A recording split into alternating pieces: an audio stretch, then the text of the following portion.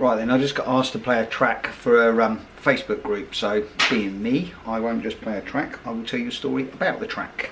There's one in particular I'm going to choose, right, and it's by a band called Vicious Rumours, who back in the 1980s, in the sort of, towards the late end of the 80s, sort of 86, 87ish, they were my favourite band. I mean, they were an oi band, but a lot more melodic, more punky really, but with a real good band. The singer was like, he was a bit of a sort of keep fit fanatic, and he was jumps about the stage, and but they had some really quality tracks.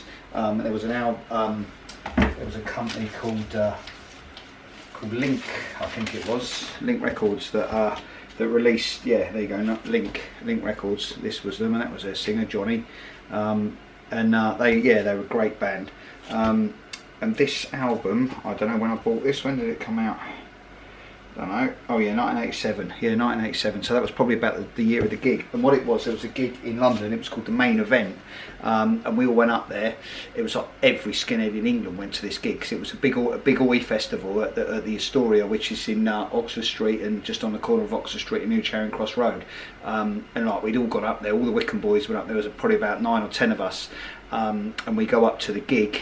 And during the day we used to go up around Carnaby Street, which was just behind the venue, and we decided to go and have a beer up in the there was just behind Carnaby Street, there was a church with a green, like a graveyard, and so we went down there and having a few cans of beer, and the old Bill came along and you know, start hassling us and, you know, following us around. So we ended up going all the way across to bloody Hyde Park to sit and have a few beers, because it was the only way we could avoid the old Bill. There were skinheads all over West London, because it was I don't know, that place holds about 3,000 or something, so it was just rammed up full of, I mean, everyone. I don't know how everyone got to know about it, because in those days you used to have to go down Carnaby Street, down like Merck's or somewhere, and get one of the fanzines, and that would tell you where the gigs all were.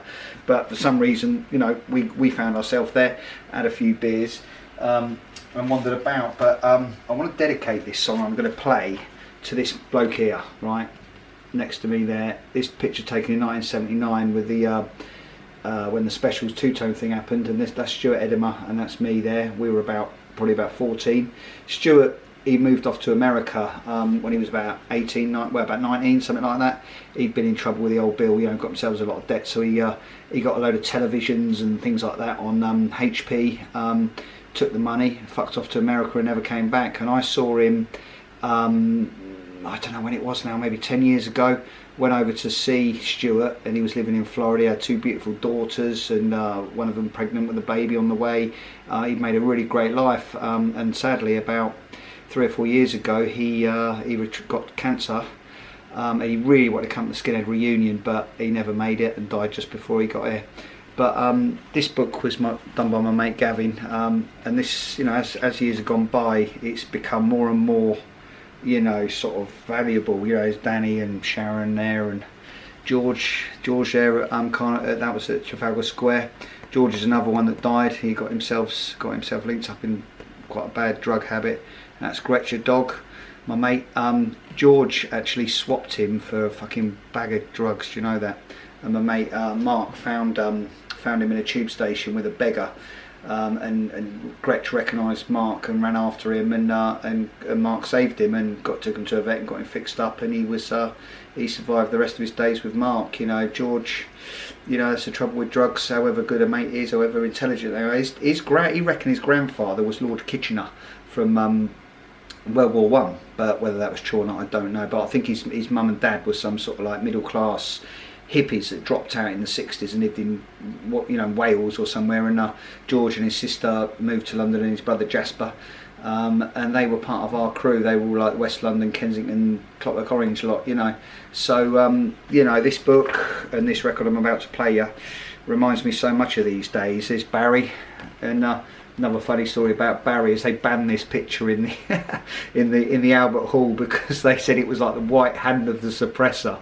Well, that hand is Neville, his best mate, cutting his hair, and that's what was going on in that picture. It was nothing to do with depression and all that, you know, these arty twats.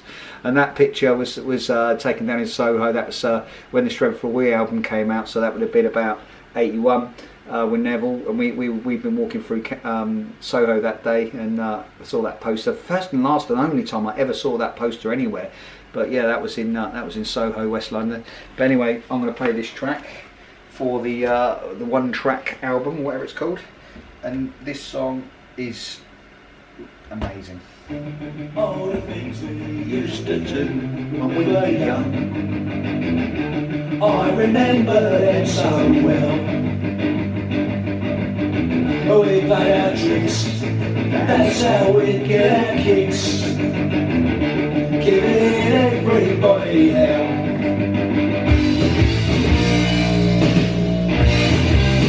And they say that school days are the best days of your life, but they blurs on you don't agree. If there was trouble or just something going on, it was always you and me. When I look back, you don't see so long ago, and all these days I won't forget. But most of all, I still remember you, and all the things we used to do. We finished our school, but it didn't change our ways. And even though that we were told, and to have a love at everyone's expense, we never thought that we'd grow old. When I look back, you don't see so long ago, and all those days I won't forget. But most of all, I still remember you, and all those things we used to do. That picture inspired This Is England. Smithy and Nev. Shane Meadows saw that picture and inspired him to write the film. And from that, you know, we got a TV series which was very much based on the pictures of people in this picture. Yeah, have a little bit of skinhead history there.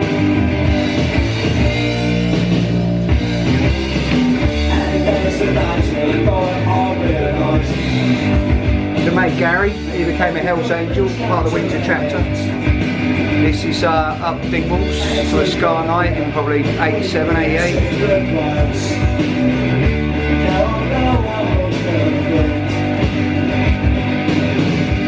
Barry Brownless, that picture's been used a lot. I saw that in Berlin recently on a poster.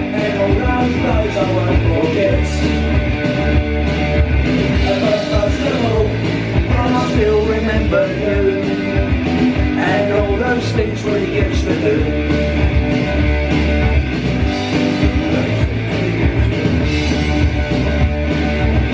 And all those things we used to do. School days. Russell Stewart, Sean and me.